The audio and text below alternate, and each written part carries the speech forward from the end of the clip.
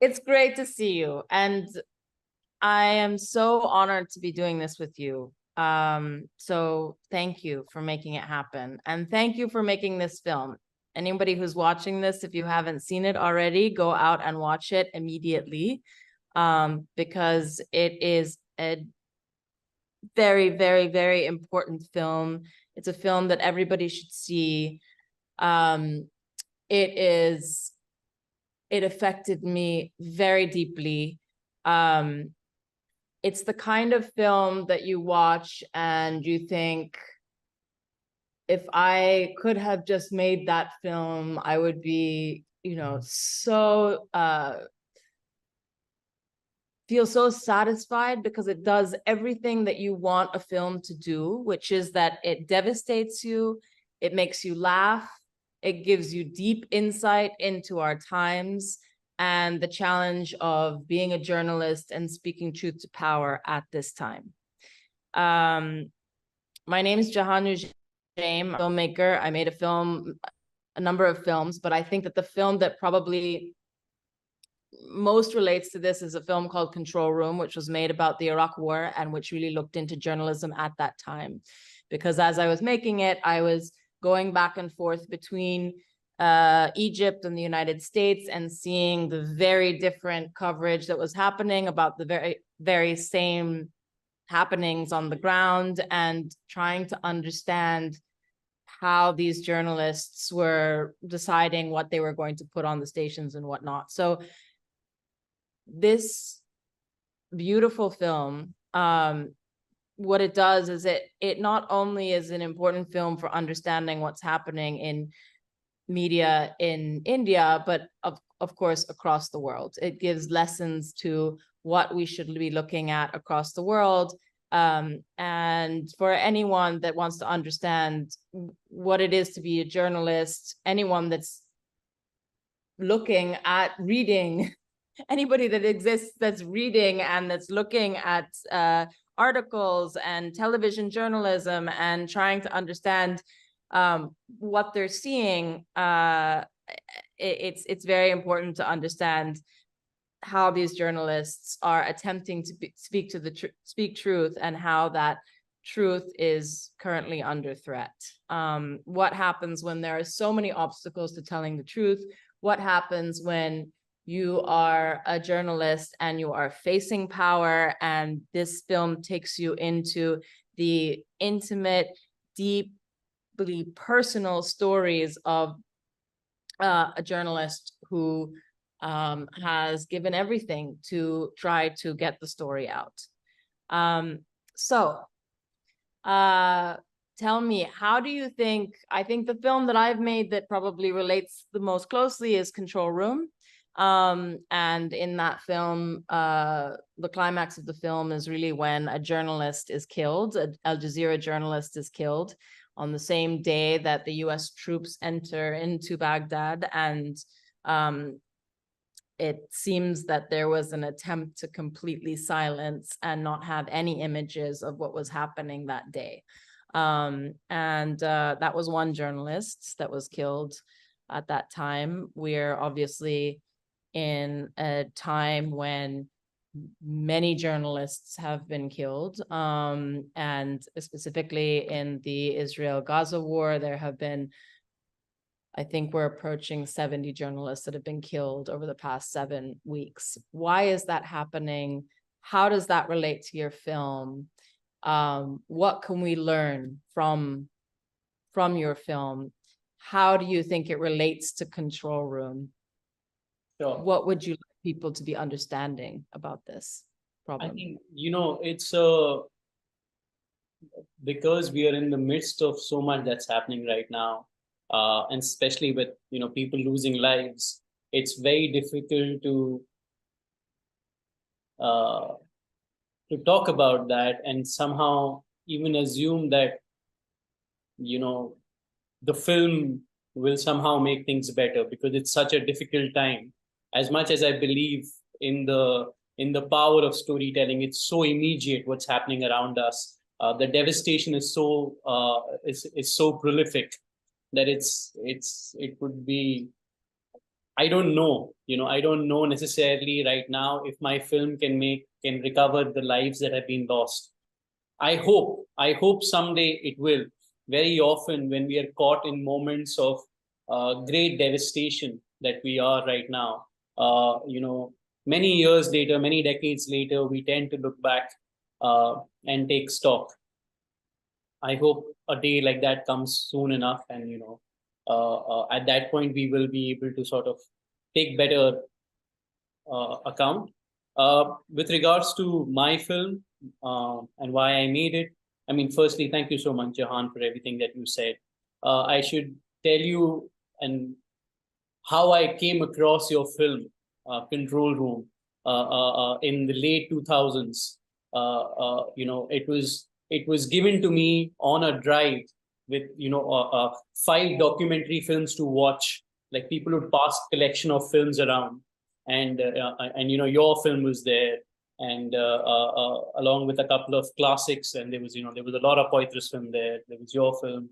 Uh, I'm forgetting the film by Pennebaker, but they were all there. So I discovered Control Room then. I remember watching it and passing it around via whatever the pirated copy that I had amongst my friends, and really learning about the power of docs. Also, a filmmaker working in the global south and sort of bringing that perspective in.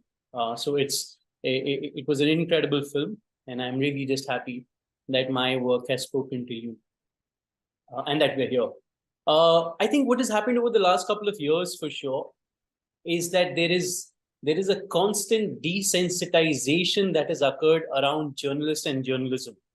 My when I remember just watch I remember talking to my friends, and people would tell me things like, I don't watch the news anymore because it's not good for my mental health. So people have somehow pulled away from their own stakes in news, which I used to find very worrying, because I believe people come to the news because we want to make better choices about our lives every day. And somehow, if we choose to cut ourselves off, I found that very worrying. So I really wanted to make a film that helps us understand what the people who are working within the news are going through. Journalism and journalists are increasingly under attack. And I find that increasingly worrying, that it's very, very important it's very important to understand what we are doing away with. It's absolutely fundamentally critical right now to realize the need to protect those who represent us. They may be fallible, and there may be people that you disagree with, but the current onslaught against journalists is unprecedented across the world. I not for a second should we think that it's happening in one place and it's not happening in the other places or the other countries. It's just not true. I cannot tell you the number of countries that we have screened this film in, and the smaller journalists everywhere are facing a huge crisis. They have terrible legal representation. They don't enjoy the kind of journalistic access which is being shut down. Their immunity against legal proceedings. It's occurring at various levels, Jehan. So my challenge or my ambition with this film was, in a way, to also tell you the story of people who are still in this procession, in this profession, trying to figure it out how to do it right, and just give you an insight into their loneliness, and then to try and find out where this country is headed, where is my country headed, and how is it that I can participate in the discourse via the medium of cinema. How did you navigate the access with the newsrooms? Incredible access. I mean, the thing is, access is usually, it's strange. Like, you think that you'll never get access in a place like this because this is a newsroom. I have just figured over a period of my life that you should always ask. And you will not believe the kind of access you can get if you ask. and if you persist a little bit, but politely, etc. So it's not like we got all the access on day one, to be honest. We got some access on day one, and you have to keep building access slowly with people. People have to Yes. feel, people have to feel like that you're not there to just catch them at their worst. I've realized that people are okay letting you see them and their vulnerabilities if they feel that you'll be there to catch them at their best and represent them at their best too, which I think is a sort of understanding that I have usually between the people that I'm shooting with. Like, I'm not there to necessarily, do some sort of a covert operation on them. Those are not the kind of films that I make any which ways. I'm really looking to try and understand them, and it's never a steady graph. As you know, on some days you get great access, on some days you get none, and on some really important days you get absolutely nothing. So it's a bit of a waltz. It used to kill me, and then Penny Baker, one of my mentors, said, "Look, you capture 60% of it, and that's better than 0%." So that was a good way to look at it, right? I mean, yeah, but I'm just an insecure filmmaker. Like, I shoot for 2 years. Nobody shoots for 2 years. People, like, this is insane. Even I know how insane it is. Like, I shoot every day, 8 hours, 10 hours for 2 years. It makes no sense. But that's just me. Like, I go like, also because I love shooting. I don't know how to explain it to people. For me, it's like, it's like, for example, fiction people spend a lot of time writing, right? And you keep writing bad drafts till you come to a place of writing something that is accomplished. For me, turning up on the shoot every day is that process of writing, right? I'm completely with you. And you learn as you're shooting. You learn and you re-edit in your head as you're shooting, because you're like, oh, that was my idea. No, actually, this has changed it a little bit. So Exactly. what was the most surprising? And those are my favorite kinds of films, and you see it in your film because you see it's not you trust it. You trust your film because you're following it and you're allowing the real story to come to you and to open up to you. What was the most surprising or shocking moment, would you say, of making the film? I mean, for example, midway through the film, one of his dearest colleagues leaves, right? And she is a very close producer. She's an ally, and she had worked with him for a very long time. I remember what happened was that we were shooting, and she came in the room and she said, "Can I speak to you?" To Ravi, who's the protagonist, and her boss. And Ravi said, "Sure." So we left the room and we continued. I mean, everybody knew that we would shoot this thing from the outside. So we shot that scene from the outside with no audio, having no idea what the conversation is on the inside, right? So you're shooting purely for emotion. You're seeing two people talk and you're judging by body language where this is going, right? So that's your filmmaker intuition is sort of really trying to cover this as best as possible. That I remember just watching that scene on the sort of monitor, or like on the sort of camera after I got back home, and it didn't need an edit. It's like you see it for 3-4 minutes and you go like, this scene just works so well. I could just put it as is. So that was something. I remember being very, very surprised by the cake cutting scenes within the film, that whenever somebody was leaving, they were cutting cakes. And I found that to be a weird, bittersweet sort of moment of adult kinship, right? It's a beautiful structural element that you have in your film. Absolutely. And it's very weird, Jahan, because I came across that on the first day. And I was like, this can be a part of the film. And it works very well, right? Within the structure is what people tell me. But it's weird because this is a doc and it's for real. Right. So it becomes weird for me to go like, yeah, I could see that. I would definitely use it because, as you know, a part of you feels really, really sad. Like you said earlier, even about what's happening with the journalists across the world. This is reality. Even within my film, people were losing jobs for real. These journalists were going through incredible hardship. Absolutely incredible hardship. even now, Ravish, who's my film's protagonist, is now on YouTube. He's doing his, journalism on YouTube and trying to keep it going.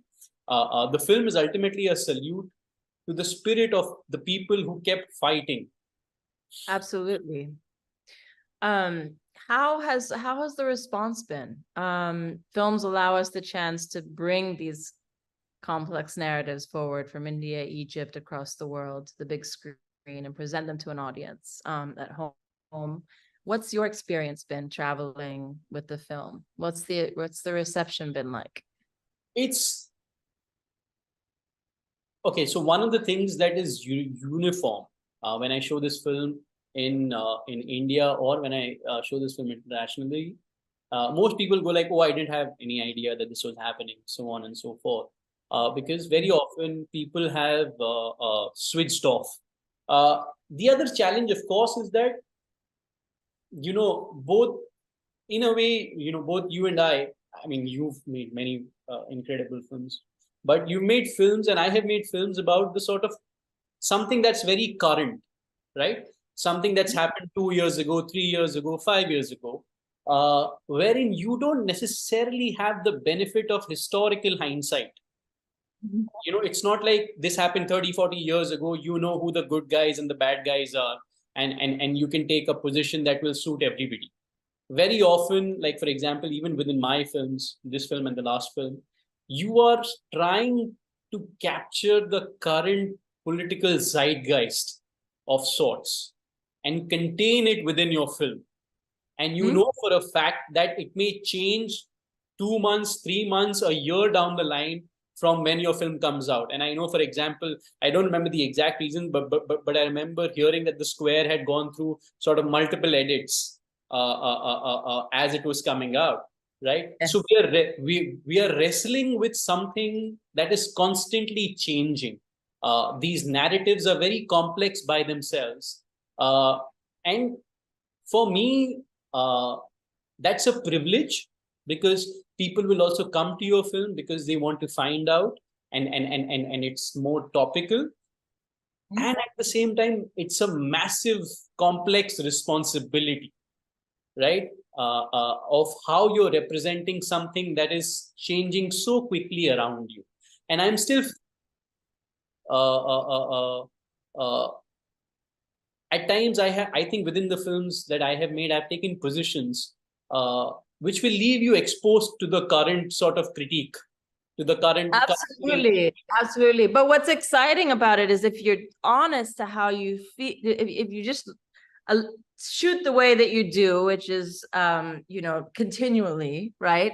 And you are just allowing, which is verite, it to unfold, and you look back at the footage, and this is what's amazing about your film, and it changes, right? Like the meaning of what was happening in that scene, because you allowed it to just be what it was. When you watch it a week later, 6 months later, 5 years later, what was happening in front of you, you have a much different context to it, which is fascinating. And you see more things in it as time goes on. But that's the magic of what you're doing by being there and capturing things real time without having, some, big powerful interest behind you telling you to capture this or to capture that, right? And it's like you said, like it can flow either way, right? There is some moments, because you also learn. It's also your sort of story, your growth. Like my last film was about a new political party formed from, which is another reason. Okay, my last film was about, which I co-directed, was about anti-corruption protesters forming a political party. This film is about a newsroom. You have made a film about a protest movement and a newsroom. So there are filmmakers who copy others, their favorite filmmakers' scene. I am here copying your literal filmography. This is how my career is currently going. So I'll sort of keep an eye on whatever you do next, Jehane. But you're interested in power. You're interested in power and the abuse of power. And not just that. I'm interested social justice.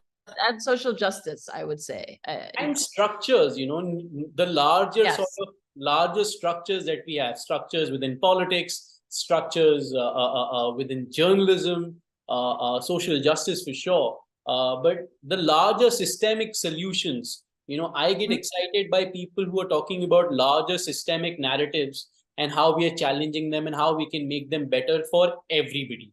That's what is that's what really sort of gets me.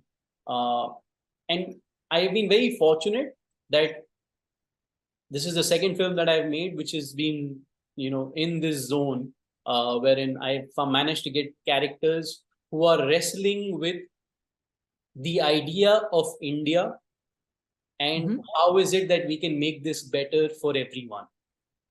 Do you think that films like this, if they can get out, I mean, I remember when I made Control Room, I wanted everybody to see it. I felt the same way with The Square, because I felt very much, this wasn't a job. This was a labor of love. And you can see that in your work as well. It feels vital to get this out there.